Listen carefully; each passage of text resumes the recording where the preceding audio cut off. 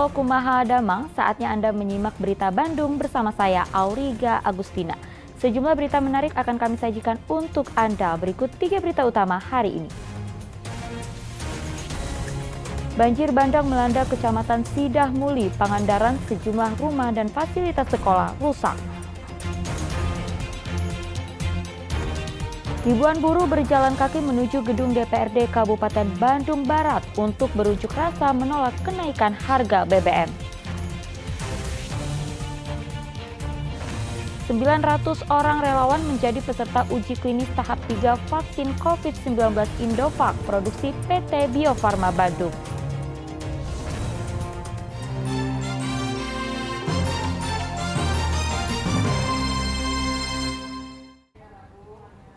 Kita awali informasi pertama, hujan deras menyebabkan tebing panahan tanah di Bandung Barat ambrol. 3 rumah warga rusak.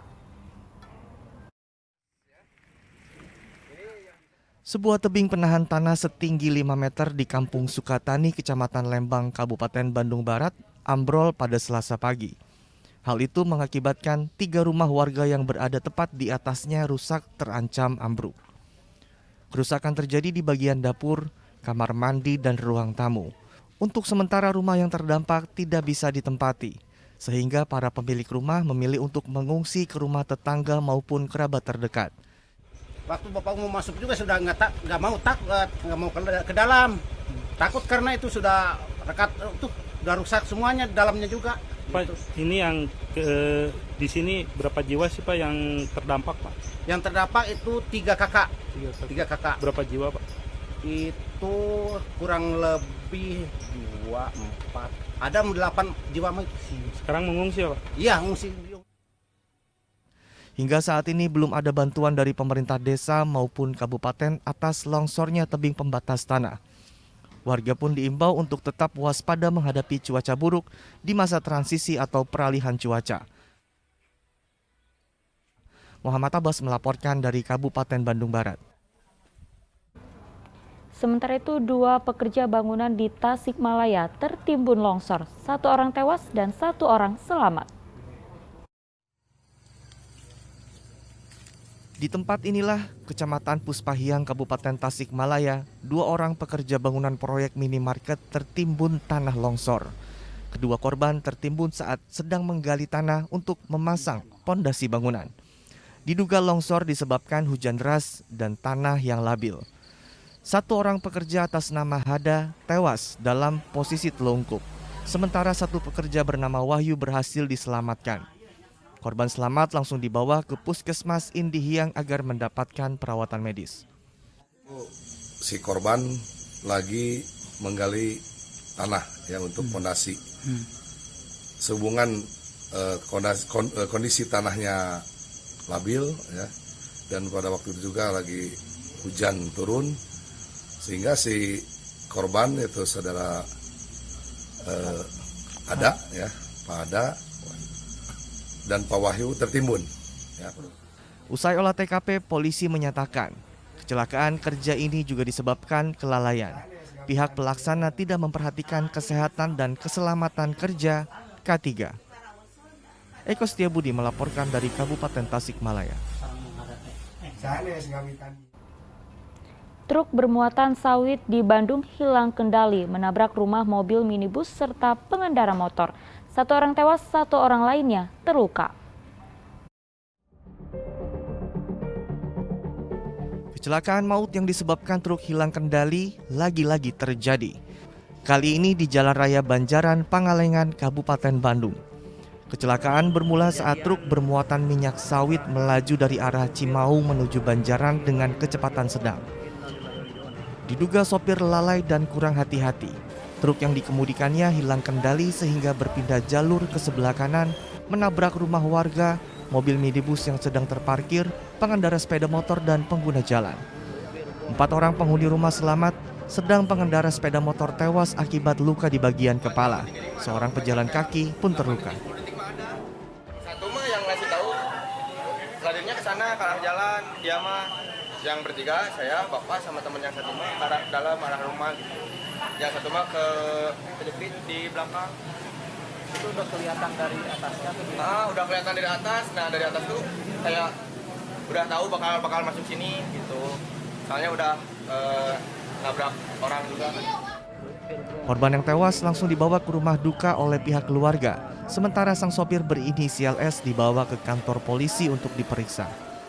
Untuk sopirnya sendiri Pak sudah diamankan atau? Untuk sopir sudah diamankan. Ya, kami juga kepolisian. Lalu lintas dari arah Banjaran menuju Pangalengan serta sebaliknya sempat macet saat proses evakuasi bangkai truk. Polisi sempat merekayasa lalu lintas dengan sistem buka tutup. Muhammad Abbas melaporkan dari Kabupaten Bandung.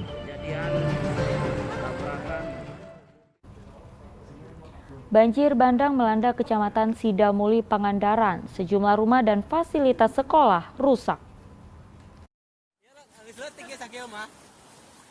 Hujan deras yang melanda Kabupaten Pangandaran sejak sore hari menyebabkan Sungai Kaliwera meluap.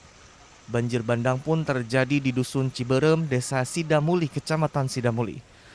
Air begitu cepat masuk ke permukiman warga sehingga sebagian warga tak sempat menyelamatkan barang berharga milik mereka. Warga panik menyelamatkan diri ke dataran yang lebih tinggi serta ke lantai 2 rumah. Terus Neng sama teman-teman kemana langsung? Ke atas. Oh, lari ke atas. Ya kan panik. Terus ke atas. Ke bawah udah segini. Oh, udah. Kan panik. Nah, terus mau buka pintu enggak kebuka-buka. Terus ada teman laki-laki yang dobrak ini. Tadinya sih mau buka pintu tapi nggak bisa. Nggak bisa gitu. Banyak air berarti. Ya sampai segini. Memang saya lagi nonton TV, lagi nonton banjir lah di TV. Ketika ada air masuk, pas buka pintu langsung bos. Oh, berarti air sekaligus besar ya gitu. Oh, besar. Ya 5 menit lah air datang langsung besar. Warga menambahkan ada 7 rumah, 4 warung, 1 pom mini dan mes siswi sekolah yang terdampak banjir bandang. Badan Penanggulangan Bencana Daerah saat ini tengah mendata jumlah kerusakan. Eko Setiabudi melaporkan dari Kabupaten Pangandaran. Banjir yang melanda Tasikmalaya menyebabkan tanggul sungai jebol, sejumlah rumah warga rusak serta jalan amblas. Kini warga mengharapkan bantuan pemerintah. Banjir yang mengepung sejumlah wilayah di Tasikmalaya pada Senin kemarin menimbulkan kerusakan yang cukup signifikan. 3 tanggul di Sungai Cilose jebol, sejumlah rumah di Kampung Burujul, Kelurahan Nagarasari, Kecamatan Cipedes rusak. Banjir pun surut. Warga mulai bersih-bersih rumah serta barang-barang yang tersisa. Warga kini kesulitan lantaran tidak adanya persediaan makanan. Apalagi sebagian harta benda mereka rusak serta hanyut terbawa oleh banjir. Kerusakan akibat banjir juga dirasakan warga Kelurahan Tawangsari dan Kelurahan Panglayungan, Kota Tasikmalaya. Beberapa tembok rumah warga yang berada di bantaran Sungai Cimulu hancur. Hewan peliharaan warga direnggut oleh banjir serta jalan amblas. 2 rumah. 2 rumah. Ya. Milik siapa, Pak? Milik Pak Habib dengan Pak Ceceng. Pak Ceceng. Bagian mana yang rusak? Bagian apa? Bagian belakang. Bagian belakang. Bagian belakang. Terbawa banjir atau gimana? Iya, tergerus. Tergerus. Iya, tergerus. Ini kan pokoknya tembok ini, Pak. Apanya? Yang bangunan belakangnya kan tembok. Iya, yang tembok itu baru sampai segitu, Pak. Oh, gitu. Jadi yang ini mah dibangunnya sama warga dulunya. Oh, dibangun sama warga swadaya. Iya. Tapi kemarin tergerus. Tergerus. Oh. Warga yang terdampak saat ini sudah mengungsi ke rumah kerabat mereka. Hidup warga kini sulit, mereka berharap adanya bantuan dari pemerintah. Eko Setiabudi melaporkan dari Kota Tasikmalaya. 2 korban tanah longsor yang merupakan kakak beradik di Ciamis dimakamkan secara berdampingan, sementara longsor membuat 2 kampung di Kecamatan Ciharubeti terisolir. Suasana haru mewarnai pemakaman kakak beradik Dini dan Dea, korban longsor yang tewas di rumahnya Desa Sukamaju, Kecamatan Ciharubeti, Kabupaten Ciamis. Kedua korban dimakamkan secara berdampingan di TPU dekat dengan rumah duka. Orang tua, para tetangga, guru serta kerabat mengantarkan Dini dan Dea ke tempat peristirahatan terakhirnya. Di mata sang guru, Dini merupakan sosok anak yang baik dan juga anak yang pintar. Dia itu anak baik, pintar. Ikut ranking terus Bu? Ranking 2 biasanya kalau sekolah. Dari kelas 1 sampai kemarin kelas 5 itu selalu ranking 2. Anaknya baik. Tangis sang ibu tidak berhenti saat menceritakan kembali kejadian yang menimpa kedua anaknya. Ia menyesal tidak bisa menyelamatkan nyawa buah hati kesayangannya. Adanya sudah tidur, kakaknya mau nolongin tapi keburu tutup. Mau ditolongin, keburu ada tanah dari bawah.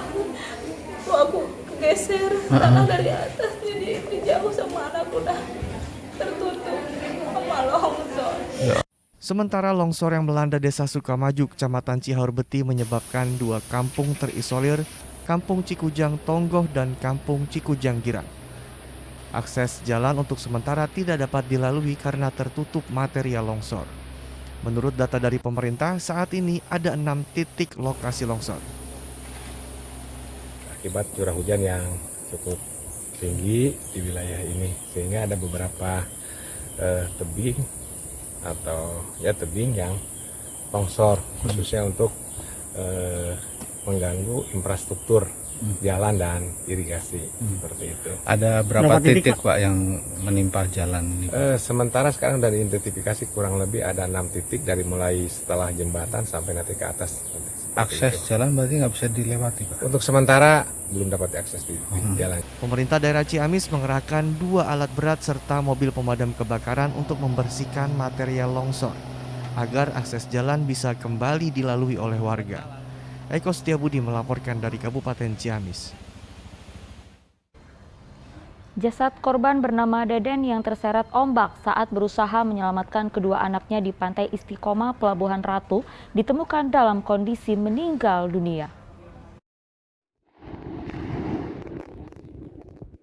Pencarian korban yang hilang terbawa ombak di Pantai Istiqomah, Pelabuhan Ratu, Kabupaten Sukabumi selama beberapa hari terakhir tidak sia-sia. Jasad korban bernama Deden Iskandar berhasil ditemukan oleh tim SAR gabungan pada radius pencarian 3 nautical mile dari lokasi kejadian dalam kondisi meninggal dunia. Pencarian dilakukan dengan mengerahkan 2 tim SRU menggunakan perahu karet dan kapal patroli polair. Pencarian kurang lebih 3 nautical mile untuk rencana operasinya. Dan dibagi menjadi 2 seru, yaitu seru rubberboat sejauh 7 nautical mile dan seru darat sejauh 7 kilo dengan visual darat, dan bersyukur di sekitar lokasi 3 mil korban sudah ditemukan. Usai dievakuasi, jasad korban langsung dibawa ke rumah sakit untuk kepentingan autopsi, kemudian dipulangkan ke rumah duka di wilayah Bandung untuk dimakamkan. Sebelumnya pada Sabtu 10 September 2022, Deden yang merupakan ASN hanyut terseret ombak saat berusaha menyelamatkan kedua anaknya yang bermain di bibir pantai Istiqomah. Asep Didi melaporkan dari Kabupaten Sukabumi.